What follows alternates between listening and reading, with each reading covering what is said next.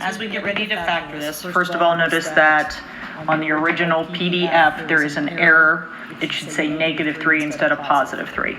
Now, as we solve this by factoring, the first thing we need to do is set it equal to 0.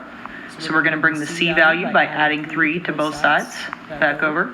That'll give us our 4x squared minus 8x plus 3 equals 0.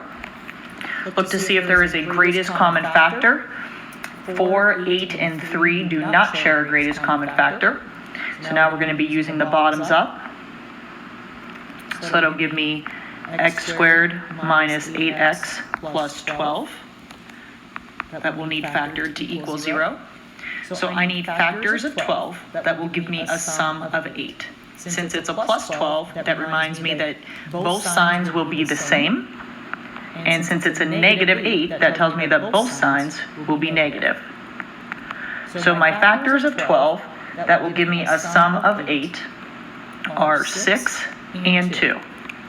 Now don't forget, we used bottoms up, so now we need to go back and we need to bring out that coefficient and reduce those values. So we get x minus 3/2 times the quantity of x minus 1/2. We bring those denominators then back out to the front, which will give us 2x minus 3 times 2x minus 1 equals 0. Now folks, we have factored this, but we have not solved it.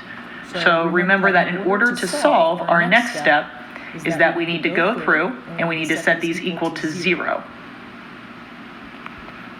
So if I take 2x minus 3 and set that equal to 0, I'm going to add 3 to both sides.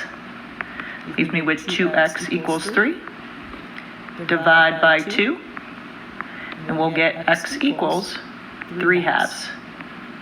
Or as a decimal, you may have 1.5. Now let's set the factor of 2x minus 1 equal to 0. We'll add 1 to both sides. 2x equals 1. Divide both sides by 2 using that division property of equality to isolate for x. We get x equals 1/2 or 5/10.